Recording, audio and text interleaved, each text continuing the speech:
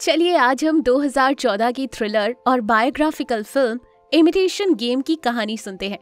इस मूवी की शुरुआत 1951 इंग्लैंड में होती है, जब secret intelligence service MI6 headquarters को खबर मिलती है कि मैथमेटिशियन एलन टर्निंग के घर पर चोरी हुई है।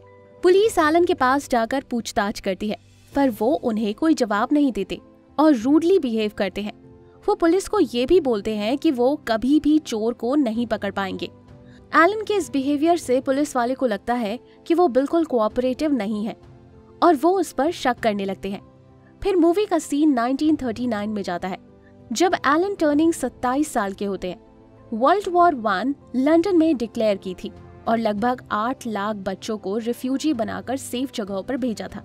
1939 में टर्निंग MI6 के हेडक्वार्टर्स, जिसका फेक नाम ब्लेटली रेडियो मैन्युफैक्चरर्स रखा गया होता है, ताकि छुप के काम किया जाए। ट्यूरिंग बड़े आराम से हेडक्वार्टर्स में कमांडर डेनिस्टन का इंतजार करते हैं। ट्यूरिंग उन्हें अपना रिज्यूम देते हैं, जिसे देखकर डेनिस्टन काफी इम्प्रेस होते हैं, क्योंकि ट्यूरिंग के रिज्यूम में साइंटिफिक आर्टिकल्स की पब्लिकेशन थी जो उन्होंने 23 साल की उम्र में किया था। डेनिस्टन को लगता है कि ट्यूरिंग एक जीनियस है, पर ट्यूरिंग ऐसा नहीं मानते थे और वो खुद को बड़े साइंटिस्ट जैसे आइंस्टाइन और न्यूटन से कंपेयर करते हैं, जिन्होंने उसकी उम्र में विज्ञान की ऊंचाइयों को छू लिया था। फिर डेनिस्टन ट्यूरिंग से पूछते हैं कि वो ब्रिटिश गवर्नमेंट के लिए काम क्यों करना चाहते हैं और ये भी बताते हैं कि जिस जॉब के लिए उन्होंने अप्लाई किया है उसके लिए उन्हें जर्मन आनी चाहिए और ट्यूरिंग को वो नहीं आती थी। इस जॉब के लिए जर्मन इसलिए आनी चाहिए ताकि वर्ल्ड वॉर के टाइम पर जर्मन्स की कम्युनिकेशन को ब्रिटिशर्स डिकोड कर सके और उनके प्लान्स जान सके। ट्यूरिंग, जो कि एक मैथमेटिशियन होते हैं, डेनिस्टन को बताते हैं कि वो जर्मन कोड्स को पजल की तरह देखते हैं, ना कि किसी लैंग्वेज की तरह। फिर डेनिस्टन अपनी सेक्रेटरी को बोलते हैं कि वो ट्यूरिंग को बाहर तक सी ऑफ करे और जाते टाइम ट्यूरिंग बोलते हैं एनिग्मा, जिसका मतलब था कि उन्हें पता था कि जिस जॉब के लिए वो अप्लाई कर रहे थे वो एक टॉप सीक्रेट है। एनिग्मा असल में एक इनक्रिप्शन डिवाइस था और वर्ल्ड वॉर के दौरान जर्मन्स एनिग्मा का यूज करके कोड से कम्युनिकेट करते थे। अगर किसी ने ये एनिग्मा सॉल्व कर दिया तो वर्ल्ड वॉर का एंड हो सकता था। डेनिस्टन ट्यूरिंग को बताते हैं कि सब लोगों को लगता है कि एनिग्मा सॉल्व नहीं हो सकता, पर ट्यूरिंग उन्हें बोलते हैं कि अगर वो उन्हें एक चांस दे तो वो बोल सकते हैं कि एनिग्मा सॉल्व होगा या नहीं। डेनिस्टन उन्हें बाकी 5 मेंबर्स से मिलवाते हैं जो एनिग्मा सॉल्व कर रहे थे। वो लोग ट्यूरिंग को एनिग्मा मशीन दिखाते हैं जो जर्मनी से चोरी की गई होती है। फिर प्रॉब्लम ये थी कि उन्हें मशीन की एक सेटिंग ढूंढनी थी ताकि वो जर्मन्स के मैसेज को डिकोड कर सके। जर्मन्स बहुत शातिर होते हैं और वो हर रात 12 बजे मशीन की सेटिंग चेंज करते हैं। तो इस डिकोडिंग टीम का सारा एफर्ट हर दिन वेस्ट होता था, क्योंकि हर रात सेटिंग चेंज हो जाती थी और उन्हें नए सिरे से सारा प्रोसेस शुरू करना पड़ता था। इस एनिग्मा टीम का कैप्टन ह्यूज होता है, जो बोलता है कि हर दिन 159 मिलियन पॉसिबिलिटीज होती हैं उनके कोड क्रैक करने की।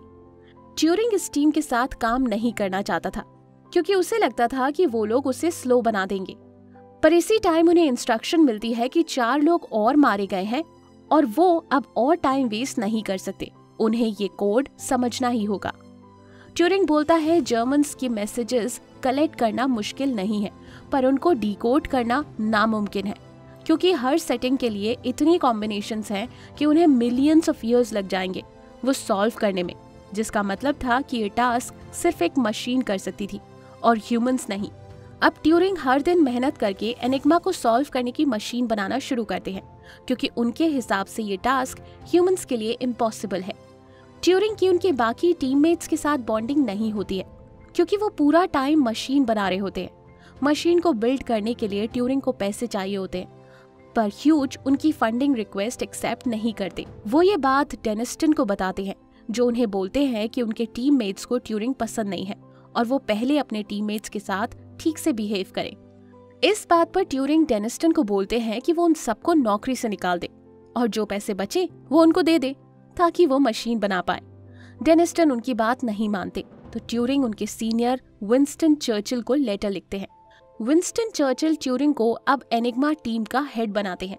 ट्यूरिंग अपने 2 टीममेट्स को नौकरी से निकलवा देते हैं, क्योंकि उनके स्किल्स अच्छे नहीं थे। ट्यूरिंग इसके बाद न्यूज़पेपर में पजल पब्लिश करता है ताकि वो नए लोगों को हायर कर सके जो ज्यादा एफिशिएंट हो। जो इस पजल को सॉल्व कर सकता है उनका टेस्ट लिया जाता है। उस टेस्ट में एक पजल होता है जो ट्यूरिंग ने खुद 8 मिनट में सॉल्व किया होता है और उनके हिसाब से उससे कम टाइम में कोई भी इस पजल को सॉल्व नहीं कर पाएगा।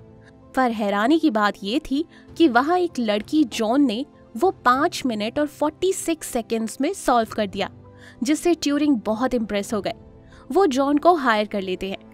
अब ये नई टीम मशीन बनाना शुरू करती है और कुछ महीने बाद मशीन फाइनली बन जाती है। पर जिस दिन मशीन यूज करनी होती है उस दिन जॉन नहीं आती, जिससे ट्यूरिंग परेशान होते हैं। वो जॉन के घर उनके पेरेंट्स से मिलने जाते हैं और उन्हें बताते हैं कि जॉन का आना जरूरी है। जॉन ट्यूरिंग को बताती है कि उनके पेरेंट्स नहीं चाहते कि वो मेल्स के साथ काम करे। ट्यूरिंग यहाँ झूठ बोलते हैं कि जोएन फीमेल्स के सेक्रेटेरियल डिपार्टमेंट में काम कर सकती है ताकि वो जोएन को ऑफिस तक ला सके। दूसरी तरफ ब्रिटिशर्स भूख से मर रहे होते हैं, पर वॉर खत्म नहीं हो रही थी।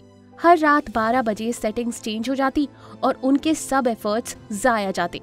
यहाँ ट्यूरिंग ने अपनी मशीन का नाम क्रिस्टोफर रखा होता है।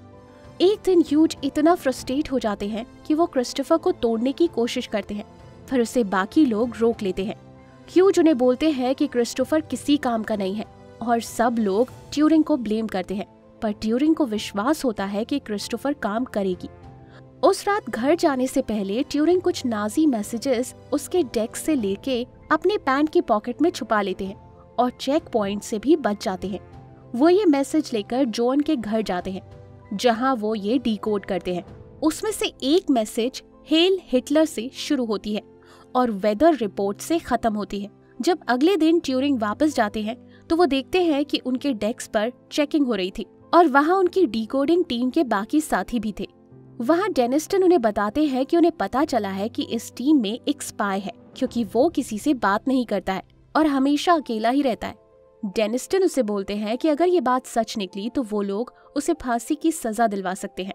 बाद में दिखाते हैं ट्यूरिंग जॉन के साथ बार में बैठे होते हैं, जो उन्हें बताती है जब तक उनके पास टीममेट्स का साथ नहीं होगा वो डिकोडिंग में सक्सेसफुल नहीं हो पाएंगे। अगले दिन फिर ट्यूरिंग उनके लिए एप्पल्स लेते हैं ताकि उनसे दोस्ती कर सके। फिर वो लोग साथ में क्रिस्टोफर पर काम करना शुरू करते हैं। कुछ दिन बाद डेनिस्टन अपने साथियों के साथ क्रिस्टोफर को तोड़ने आता है क्योंकि वो रिजल्ट नहीं दे रहा था। उस पॉइंट पर ह्यूज उनसे आकर बोलते हैं कि अगर वो ट्यूरिंग को निकालेंगे तो उन्हें उन सबको भी निकालना पड़ेगा, क्योंकि ह्यूज को यकीन था क्रिस्टोफर काम करेगा। वो डेनिस्टन से 6 मंथ्स का टाइम मांगते हैं, पर डेनिस्टन उन्हें धमकी देते हैं कि वो सिर्फ 1 महीने एक्स्ट्रा देंगे, वरना उन सबको नौकरी से निकाल देंगे। ह्यूज बाद में ट्यूरिंग से कहते हैं कि उन्हें पता है वो स्पाई नहीं है और साथ ही साथ उन्हें ये भी पता है कि उन्होंने सोवियत यूनियन का एक मैसेज डिकोड कर लिया है जो बाइबल में एक वर्स है। फिर स्टोरी 1951 में वापस चली जाती है, जहां दिखाया जाता है कि डिटेक्टिव ने चोर का पता लगाया है। उन्हें पता चलता है कि चोर एक होमोसेक्सुअल होता है और ट्यूरिंग भी वही था। इस बात से उनका शक ट्यूरिंग से उठ जाता है और उन्हें यकीन आता है कि वो कोई स्पाई नहीं है। पर उस टाइम में होमोसेक्सुअल होना भी क्राइम था, मतलब ट्यूरिंग को इस बात के लिए पकड़ा जा सकता था। अब स्टोरी रिवाइंड होती है 1941 में। जॉन ट्यूरिंग को बताती है कि उनके पेरेंट्स चाहते हैं कि वो वापस घर चली जाए, क्योंकि वो 25 साल की है और अभी तक उनकी शादी नहीं हुई। यहाँ पर ट्यूरिंग उन्हें प्रपोज करते हैं और वो हाँ बोलती है। उनकी एंगेजमेंट पार्टी में ट्यूरिंग अपने एक टीममेट जॉन को बताते हैं कि वो गे हैं और जॉन उन्हें एडवाइस करते हैं कि वो ये बात सीक्रेट रखे क्योंकि ये इलीगल है। फिर एक दिन ट्यूरिंग को रियलाइज होता है कि उन्हें क्रिस्टोफर में सिर्फ वो वर्ड्स डालने की जरूरत है जो उन्हें ऑलरेडी पता थे कि जर्मन्स हर मैसेज में लिखते थे। ट्यूरिंग ने मैनुअली डिकोड किया था, हर मैसेज में वेदर और हेल हिटलर आता ही था। अब उन्होंने डिसाइड किया कि वो क्रिस्टोफर को सिर्फ यही वर्ड्स सर्च करने की सेटिंग पे डालेंगे। फाइनली ये करने के बाद क्रिस्टोफर चल जाती है और एनिग्मा सॉल्व होती है। उन्होंने मैसेज डिकोड कर लिया होता है जिसमें अटलांटिक में शिप्स की लोकेशंस थी। उससे उनको ये भी पता चलता है कि एक शिप ब्रिटिश कन्वॉय पर हमला करने वाली है। ह्यूज जल्दी से डेनिस्टन को कॉल करता है, पर ट्यूरिंग उसे रोक लेता है। ट्यूरिंग उन्हें बोलते हैं कि वो इस कन्वॉय को नहीं बचा सकते अगर उन्होंने ऐसा किया तो जर्मन्स को पता लग जाएगा कि उन्होंने एनिग्मा सॉल्व कर लिया है। उसकी वजह से वो एनिग्मा का सारा पैटर्न बदल देंगे। तो अगर ब्रिटिशर्स को वॉर जीतनी है तो उनकी बहुत जानें सैक्रिफाइस करनी पड़ेंगी ताकि वो सब मैसेज डिकोड कर सके और जर्मन्स का प्लान समझ लें। ट्यूरिंग एक दिन देखते हैं कि जॉन के टेबल पर बाइबल होती है। ट्यूरिंग के दिमाग में ह्यूज की बात आती है, जिसने उन्हें बोला होता है कि सोवियत यूनियन के मैसेज डिकोड करने के बाद बाइबल वर्स मिली थी। उससे ट्यूरिंग समझ जाते हैं कि स्पाई और कोई नहीं, जॉन है। पर ट्यूरिंग अब ये बात किसी को बता नहीं पाते क्योंकि उन्हें डर था कि जॉन सबको बता देगा कि वो होमोसेक्सुअल है। अब ट्यूरिंग जॉन के अपार्टमेंट में जाते हैं, पर वहाँ देखते हैं कि सब बिखरा हुआ था और वहाँ MI6 का एक ऑफिसर स्टीवर्ट बैठा था। वो ट्यूरिंग को बताते हैं कि जॉन प्रिजन में है, जिसपे ट्यूरिंग उसे बोलते हैं कि जॉन स्पाई है। इस पर स्टीवर्ट उन्हें बताता है कि MI6 को ये बात पता है और उन्होंने जॉन को इसलिए लिया है ताकि वो सोवियत यूनियन को फॉल्स इन्फॉर्मेशन भेज सके और मिसलीड कर सके, यानी कि उन्होंने जॉन को बेवकूफ बना दिया था। फिर ट्यूरिंग को स्टीवर्ट बोलते हैं कि जॉन प्रिजन में नहीं बल्कि मार्केट में है, पर वो ट्यूरिंग को बोलते हैं कि अब उन्हें इस खेल का हिस्सा बनना होगा और वो जॉन को नहीं बता सकते कि जॉन स्पाई है और MI6 उनको फेक इन्फॉर्मेशन देता है। ट्यूरिंग जॉन के पास जाते हैं और वो उन्हें बोलते हैं कि वो गे हैं और वो ये शादी नहीं कर सकते। जॉन बोलती है कि वो फिर भी उनसे शादी करना चाहती है क्योंकि वो दोनों एक दूसरे से एक अलग तरीके का प्यार करते हैं। स्टीवर्ट के प्लान से जॉन को दूर रखने के लिए वो जॉन से झूठ बोलते हैं कि वो उनकी केयर नहीं करते और उन्होंने उनको सिर्फ डिकोडिंग के लिए ही यूज किया था। ये सुनकर जॉन बहुत दुखी होती है और उन्हें थप्पड़ मार देती है। फिर ट्यूरिंग की इस मशीन से फाइनली वॉर खत्म होती है और स्टोरी 1951 में आ जाती है, जहां दिखाया जाता है ट्यूरिंग डिटेक्टिव के साथ एक केबिन में उनके सवालों का जवाब दे रहा होता है, जहां वो उनसे बहुत गहरा सवाल पूछते हैं कि क्या वो वॉर हीरो है या क्रिमिनल। वॉर हीरो तो वो हमारी आंखों में बेशक है क्योंकि जर्मन्स के मैसेज उनकी मशीन से डिकोड किए, पर उस टाइम में लोगों के लिए वो क्रिमिनल थे क्योंकि वो होमोसेक्सुअल थे और उन्हें इस बात के लिए अरेस्ट कर दिया था। जज उन्हें 2 ऑप्शंस देते हैं, एक, या तो वो 2 साल जेल की सजा काटे या वो 2 साल हार्मोन रिप्लेसमेंट थेरेपी लें जिससे वो होमोसेक्सुअल ना रहें। ट्यूरिंग ऑप्शन 2 चूज करते हैं और एक पेनफुल प्रोसीजर के थ्रू जाते हैं ताकि वो जेल से बाहर रह सके और अपना काम कर सके। उनसे मिलने एक दिन जॉन आती है और वो उन्हें अपने हस्बैंड के बारे में बताती है, जिसको सुन के ट्यूरिंग बहुत खुश होते हैं। इस थेरेपी में जॉन उनको इमोशनल सपोर्ट देने की कोशिश करती है। एक दिन जॉन ट्यूरिंग को सिंपल पजल सॉल्व करने के लिए देती है, पर ट्यूरिंग वो भी सॉल्व नहीं कर पाते क्योंकि हार्मोन थेरेपी ने उनका दिमाग डैमेज कर दिया था। ट्यूरिंग की मेंटल हेल्थ इस हार्मोन थेरेपी से इतनी बिगड़ गई थी कि उन्होंने 1954 में सुसाइड कर लिया। फिर 2013 में क्वीन एलिजाबेथ II ने ट्यूरिंग को एक रॉयल पार्डन दिया, जिसका मतलब है कि उन्होंने माफी मांगी कि गवर्नमेंट और लॉ की वजह से उनको फोर्सफुली हार्मोन थेरेपी लेनी पड़ी, जिसकी वजह से वो आज इस दुनिया में नहीं है। इस मूवी से हमने हिस्ट्री के बारे में काफी सीखा। वर्ल्ड वॉर 1 में कैसे एक कोडेड मैसेज के थ्रू जर्मन्स बात करते थे। आपने ये भी सीखा कि एलन ट्यूरिंग ने कैसे एक मशीन बनाई जिससे ये इनक्रिप्टेड मैसेजेस उन्हें समझ में आए। ट्यूरिंग 20th सेंचुरी के मैथमेटिशियन जरूर थे, पर उन्होंने उस जमाने में आर्टिफिशियल इंटेलिजेंस किया, मतलब मशीन्स को ह्यूमंस की तरह काम कराना। ये एक बहुत बड़ी बात है क्योंकि 21st सेंचुरी में भी आर्टिफिशियल इंटेलिजेंस एक डेवलपमेंट फेज में ही था। दूसरी चीजें जो आपने देखी वो है होमोसेक्सुअल्स पर कैसा ऑपरेशन होता था। उन्हें क्रिमिनल्स डिक्लेयर किया जाता था और ये बिलीव किया जाता था कि उनमें मेडिकली कुछ प्रॉब्लम है। उन्हें फोर्सफुली हार्मोन थेरेपी दी जाती थी जिसमें उनकी बॉडी में मॉर्फिन डालते थे। मॉर्फिन के साइड इफेक्ट से ना वो प्रॉपर्ली चल पाते थे और साथ ही साथ उनका ब्रेन डैमेज होने लगता था। इस मूवी से व्यूअर्स इस बारे में एडुकेट होते हैं कि होमोसेक्सुअलिटी एक डिजीज या सिंड्रोम नहीं है जिसको मेडिकल अटेंशन की जरूरत हो। Hope in motivational and knowledgeable movies से हम इंस्पायर हो रहे होंगे। अगर आपको लगता है कि ये वीडियो आपके किसी फ्रेंड या फैमिली मेंबर को इंस्पायर कर सकती है तो ये वीडियो उनके साथ जरूर शेयर करें।